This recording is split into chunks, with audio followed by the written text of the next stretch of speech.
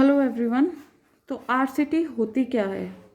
बहुत सुना है हमने word RCT, root canal treatment या फिर दांतों को डेड करना किसे कहा जाता है।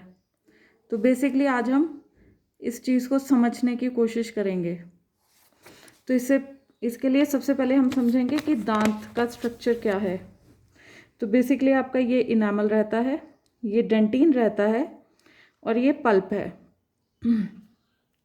तो जब आपको केरीज होना शुरू होता है या कैविटी शुरू होती है तो वो यहाँ से शुरू रहेगा। आपका सबसे पहले इनामल आपका इन्वॉल्व होगा।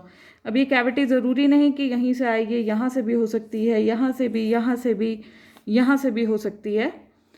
तो वो फिर प्रोग्रेशन कहीं से भी हो सकता है, बट जो उसका बेसिक प्रोसेस है वो सेम रहेगा।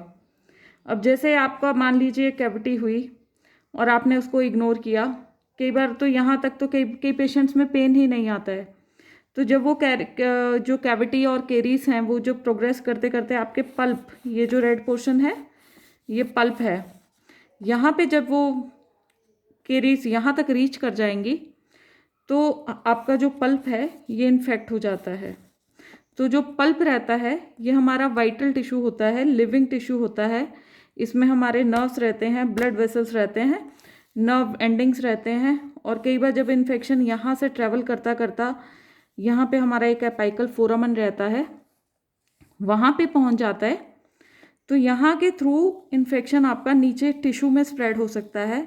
और कई बार ये सिस्ट भी यहाँ पे बन जाता है। कई बार रेडिकुलर सिस्ट बन सकता है या फिर पेरीएपाइकल सिस्ट बन सकता है। तो वो डिपेंड करता है इन्फेक्शन हमारा कहाँ से कहाँ तक ट्रेवल कर रहा है। तो बेसिकली आरसीटी की ज़रूरत हमें तभी पड़ती है जब आपका इन्फेक्शन बिल्कुल पल्प को टच कर गया है और यहाँ से इसको एक पाथवे मिल रहा है माइक्रोब्स को आपके इधर से जाने का। और इन केसेस में कई बार पेशेंट पेन के साथ साथ स्वेलिंग की भी कंप्लेंट करता है, उसको एक्सट्रीम पेन रहता है, पेन रेडिएट होता है आपका। अगर नीचे वाले दांतों में है तो इधर कानों की तरफ रेडिएट होगा, ऊपर वाले दांतों में है तो सिर की तरफ रेडिएट होएगा।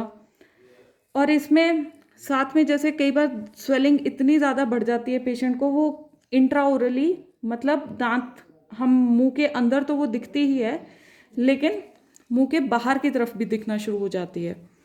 तो ऐसे केसेस में हमें कई बार इंसीजन एंड ड्रेनेज से उसे निकालना पड़ता है, हमें एक चीरा देना होता है। तो इसमें हमें इंसीजन एंड ड्रेनेज देके उसको पस को बाहर की तरफ निकालना पड़ता है ताकि हम दोबारा से हमारा दांत एक फंक्शनल स्टेज में आ जाए। क्योंकि जब एक वो पस को एक वे आउट निकलेगा तभी आपका दांत थोड़ा सा रिलीफ फील करेगा। और उसके बाद हमें दांत की रूट कैनाल ट्रीटमेंट करनी होती है। अब रूट कैनाल ट्रीटमेंट है क्या? तो बेसिकली इसमें क्या किया जाता है, हम स्पेसिफिक इंस्ट्रूमेंट से ये जो कैविटी है इसको हम ड्रिल आउट करेंगे। और यहाँ से एक बहुत फाइन इंस्ट्रूमेंट्स रहते हैं हमारे एंडोडोंटिक फाइल्स, उनको हम यहाँ से इस कैनाल के अंदर लेके जाते हैं और इस कैनाल को साफ कर देते हैं। ये जो सारा लिविंग टिश्यू है इसको हम बाहर निकाल देते हैं। तो इस वाले प्रोसेस में हमें कई बार 3 या 4 सिटिंग्स लगती हैं, जो कि हमारा कन्वेंशनल आरसीटी मेथड है। उसमें 3 या 4 सिटिंग्स में आपका ये हम पूरा कैनाल साफ करेंगे, इसको प्रिपेयर करेंगे, इसकी शेपिंग होती है, बायोमैकेनिकल प्रेपरेशन रहता है, इसकी इरिगेशन रहती है जिससे कि ये सारा टिश्यू आपका निकल जाता है। और उसके बाद जो फाइनल प्रोसेस रहता है उसमें हम स्पेसिफिक इंस्ट्रूमेंट से इसको हम फिलअप करते हैं इनएक्टिव मटेरियल से, इनर्ट मटेरियल से, जो कि कंपेटिबल रहते हैं आपकी बॉडी के साथ। जैसे कि हमारे गटा पर्चा आते हैं या फिर एमटी आता है या फिर और भी ऐसे बहुत सारे मटेरियल्स हैं जिनको यूज़ किया जाता है। और उसके बाद फाइनली आपको फिलिंग कर दी जाती है